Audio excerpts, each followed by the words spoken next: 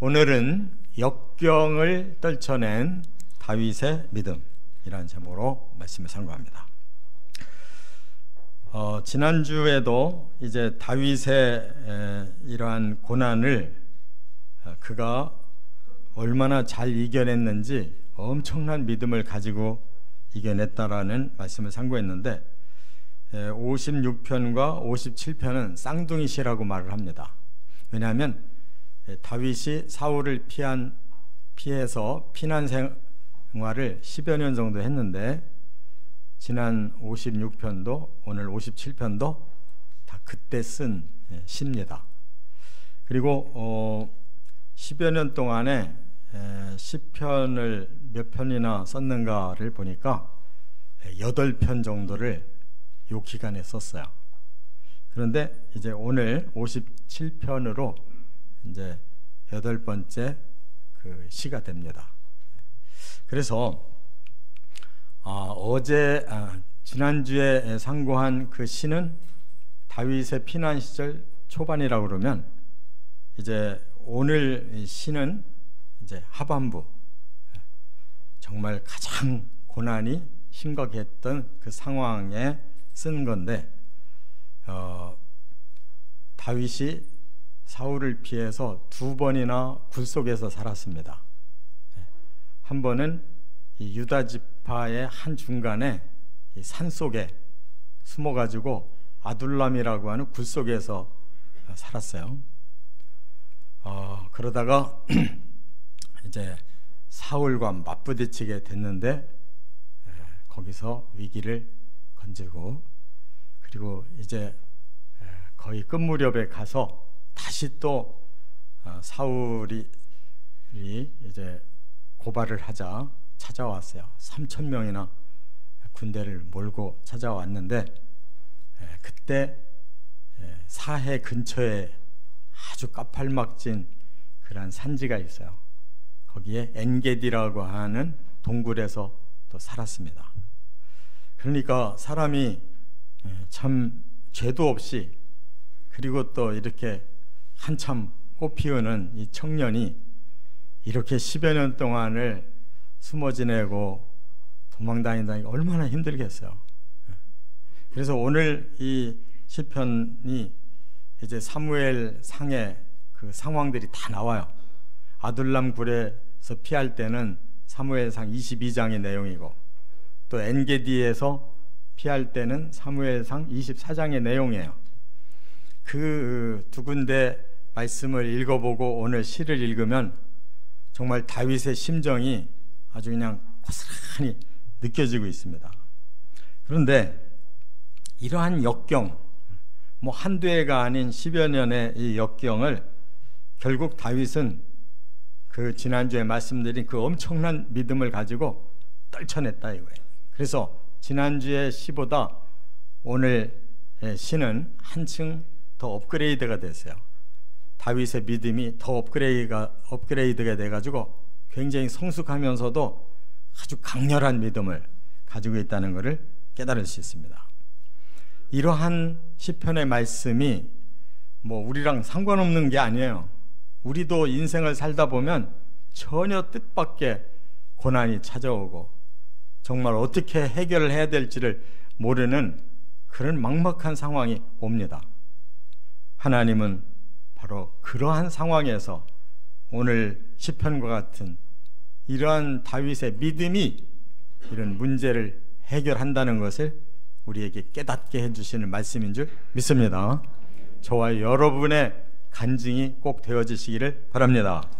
첫째, 1절부터 3절에 보면 다윗이 고백하기를 하나님은 놀라운 구원자시다.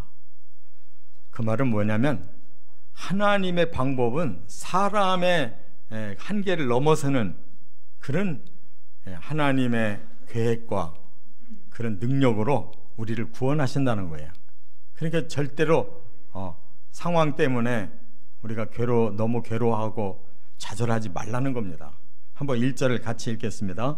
하나님이여 내게 은혜를 베푸소서, 내게 은혜를 베푸소서. 내 영혼이 주께로 피하되 주의 날개 그늘 아래에서 이 재앙들이 지나기까지 피하리이다.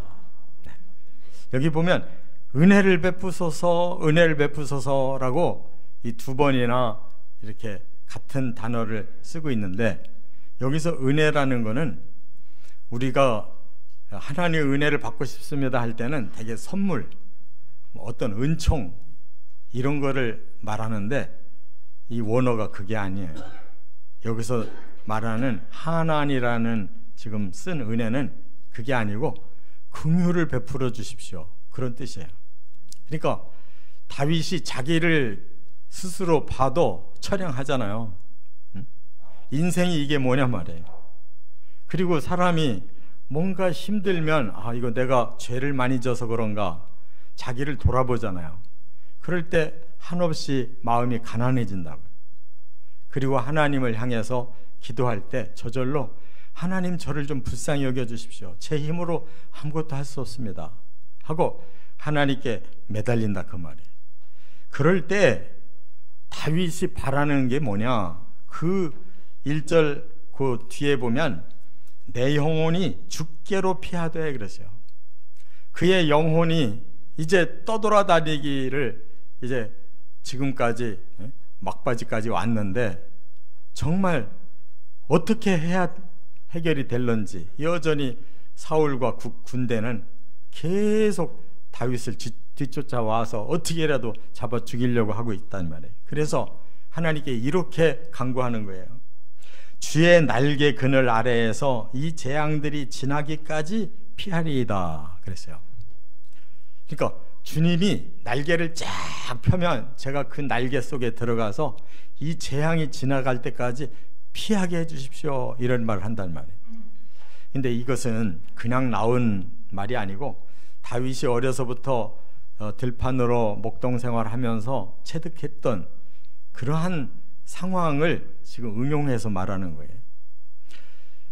이 새들이요, 하늘에서 살지만 새끼를 키우려면 이 나무에 둥지를 틀잖아요. 그런데 용케도 뱀이 그걸 냄새를 잘 맡는단 말이에요. 그 뱀이 땅바닥을 기다가 그 새끼들을 키우고 있는 것을 알게 되면 이제 슬슬 올라가잖아요. 그때의 그 어미가 어떻게 하겠어요? 그냥 자기만 도망가면 새끼 다 죽는 거예요. 절대 그런 법이 없어요. 아무리 미물이라도 자기 새끼를 책임진다고요. 그래서 날개를 펴가지고 그 새끼들을 다 안고 끝까지 소리를 치고 쪼아가면서라도 뱀을 내쫓으려고 목숨 걸고 지켜주잖아요. 지금 다윗은 그런 심정이란 말이에요. 누구도 자기를 보호해 줄 사람이 없고 그냥 호롤단신으로 지금까지 이렇게 도망다니고 있는데 하나님께서 그 날개를 펴서 저만 덮어주시면 이 재앙 지나갈 수 있습니다.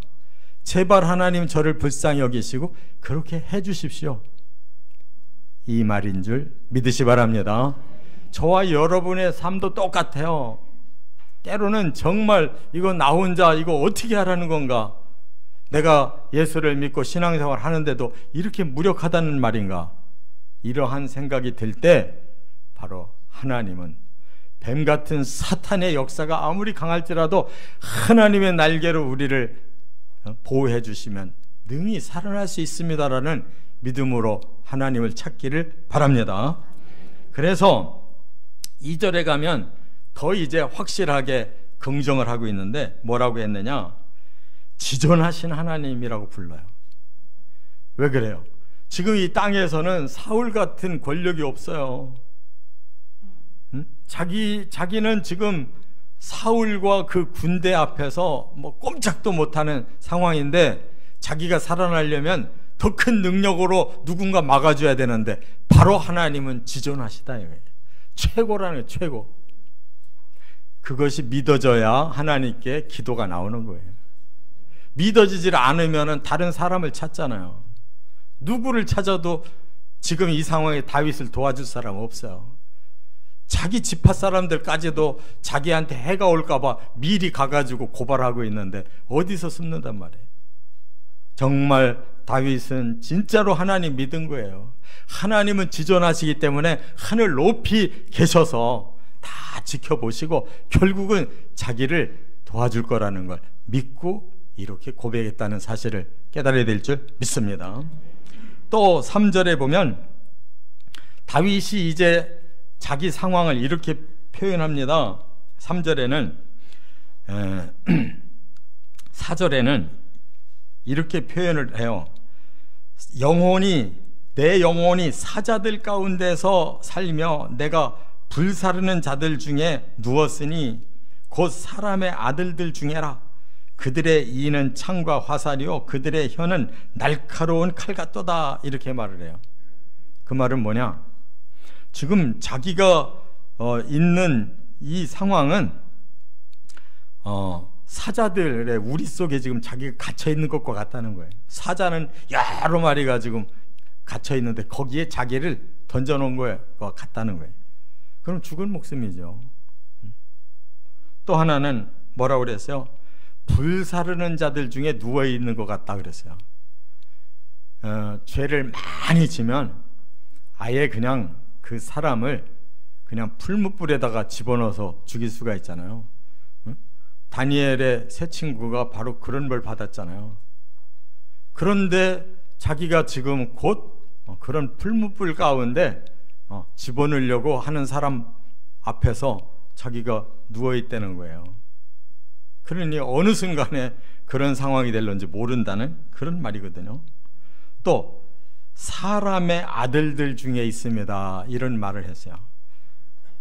창세기에 가보면 노아 시대 그 이전부터 사람들이 왜 타락했느냐? 하나님의 아들들과 사람들의 딸이 서로 결혼하는 바람에 다 타락했다고 그랬잖아요. 그러니까 여기에 사람의 아들들 중에 있다라는 뜻은 악한 자들의 무리만 지금 잔뜩 자기 앞에 있고 자기는 혼자라는 거예요.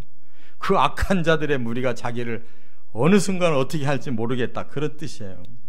그런데 그들은 이빨이 창과 화살 같고 그들의 혀는 날카로운 칼 같대요.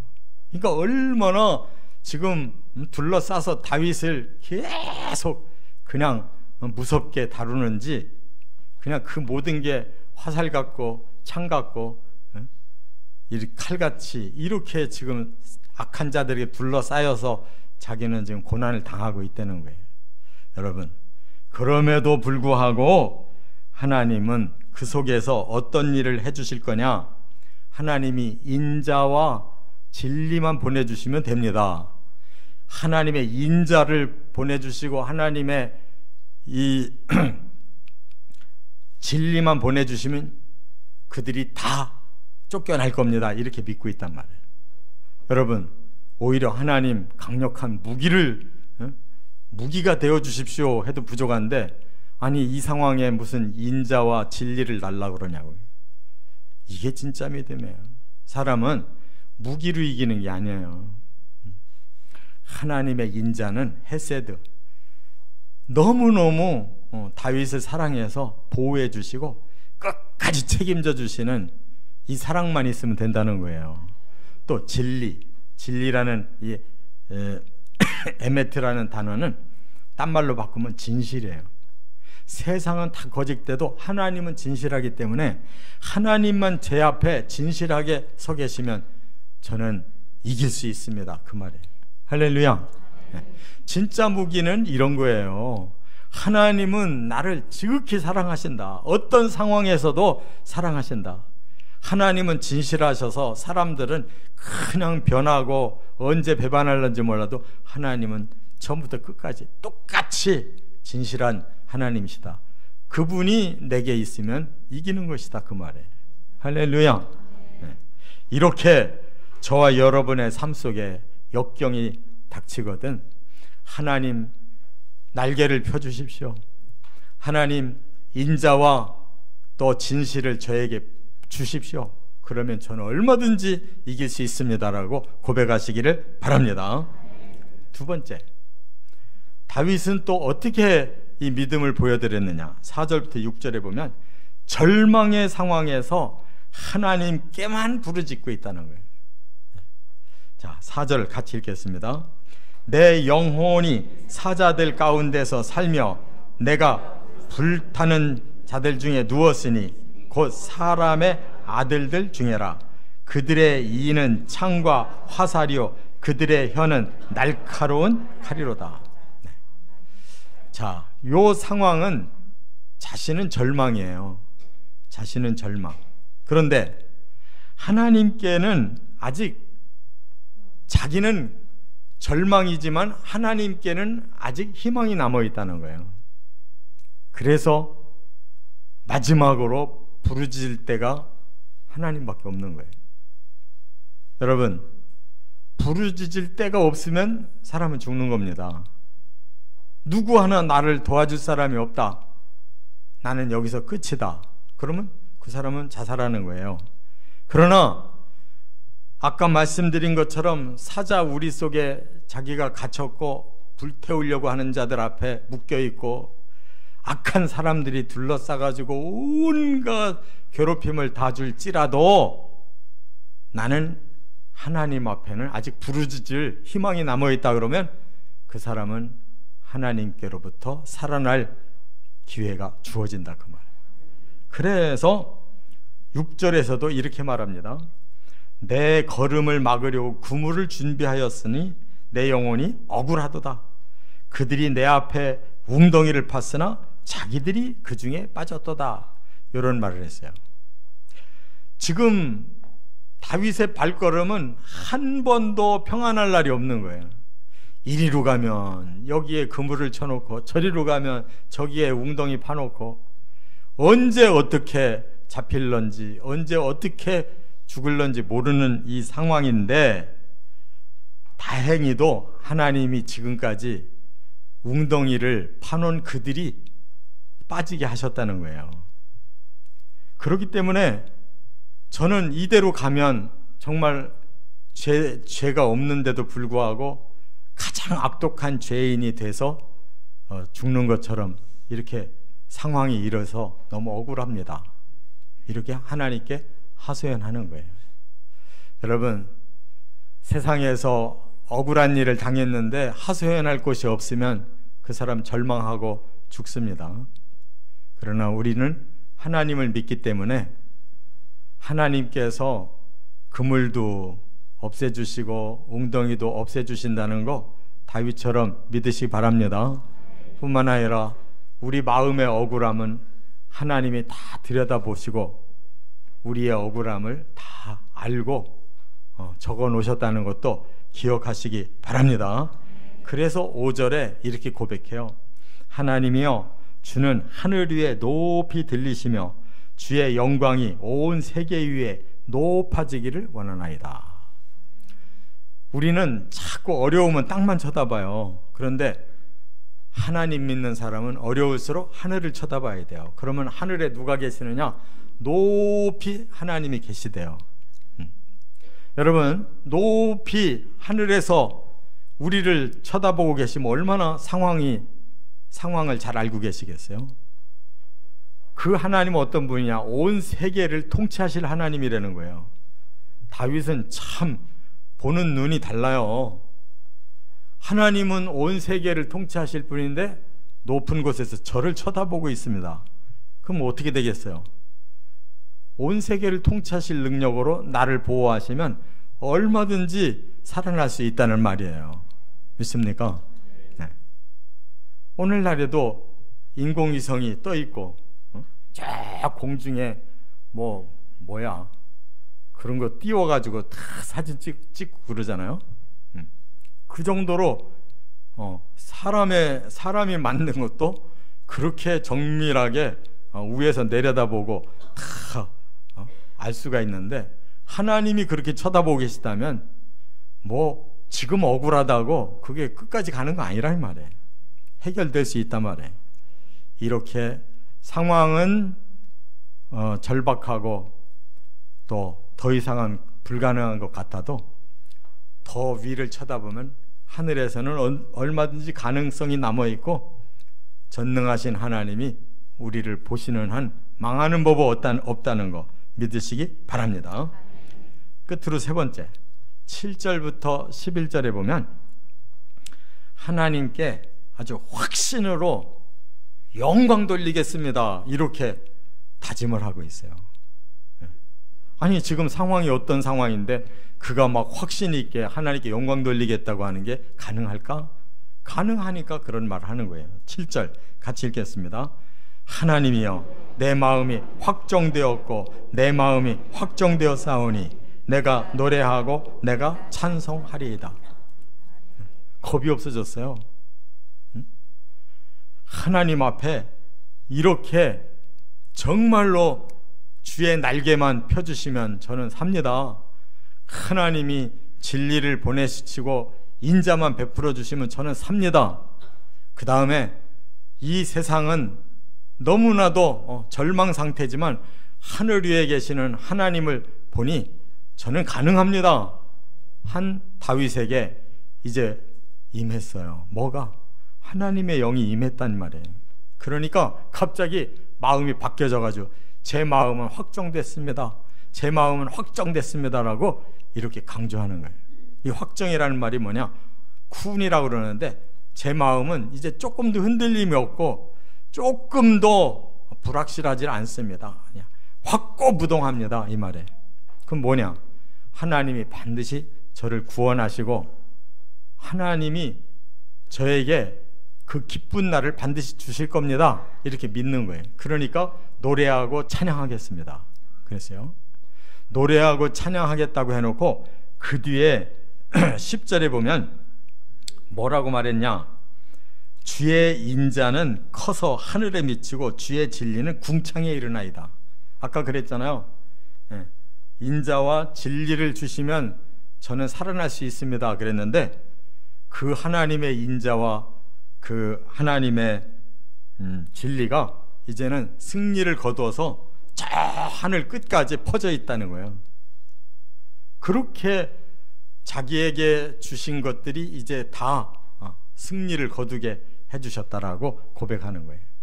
그렇다면 이제 다윗은 자기가 자기를 이제 격려하고 있어요. 뭐라고? 너는 깨어나기만 하면 된다. 깨어라 그랬어요. 뭐를 깨라고 했냐면 영광을 깨우래요. 사실 다윗은 대단한 사람 아니에요? 어린 아이가 골리앗을 쓰러뜨렸잖아요. 그리고 일약 군대 장관이 됐고 사울 왕의 딸이 반해가지고 또 결혼도 했잖아요. 그리고 사울은 천천히지만 다윗은 만만이었던 사람이잖아요. 그렇게 대단했던 인물이 이렇게 10여 년 가까이 쫓겨다니면서 완전히 쫄딱 망했는데 이제 하나님 앞에 기도하면서 성령이 임하고 그 마음이 변화가 왔어요. 담력이 생겼다 이 말이에요. 그랬더니 뭐가 달라졌느냐, 그는 이제 찬송하고 하나님께 노래하겠다고 그랬고 자기에게 주신 그 무장한 그러한 능력이 이제는 하늘 꼭대기까지 퍼졌다고 그랬고, 그리고 이제는 모든 것이 깨어나기만 하면 된다는 거예요. 그래서 처음에 내 영광아 깨어라 그랬어요. 그건 뭐예요? 나의 본래의 영적인 자존감, 본래 하나님이 나를 쓰셨을 때 그 영적인 능력 다시 깨면 된다는 거예요. 할렐루야. 여러분들도 여러분 속에 있는, 잠재되어 있는 하나님의 주신 그 은혜와 능력을 깨우시기 바랍니다. 또 수금아 비파야 깨어라 그랬어요. 이 말은 뭐예요? 수금 비파는 아무 때나 치는 게 아니에요.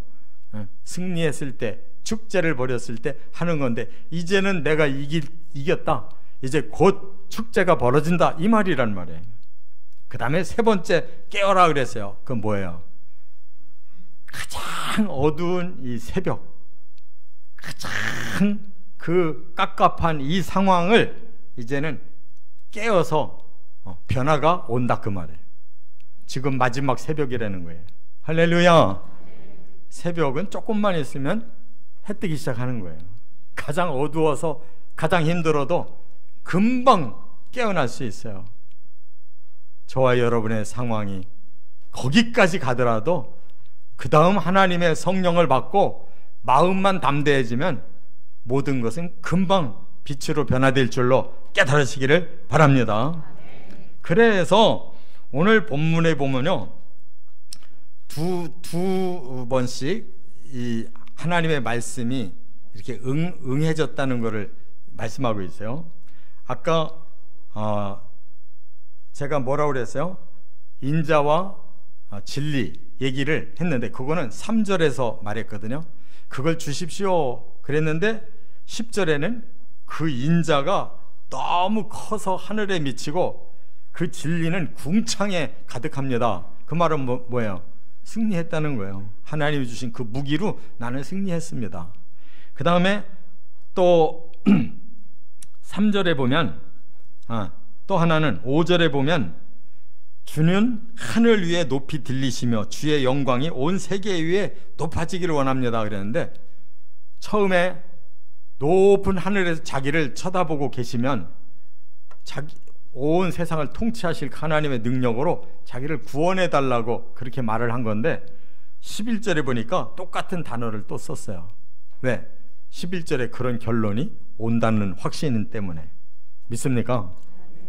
이렇게 다윗의 시는 그냥 줄줄이 그냥 멋있게 쓰려고 쓴 게 아니고 자기의 땅바닥에 떨어진 그런 역경을 어떻게 하나님이 극복하게 하셨는지를 간증하는 시란 말이에요.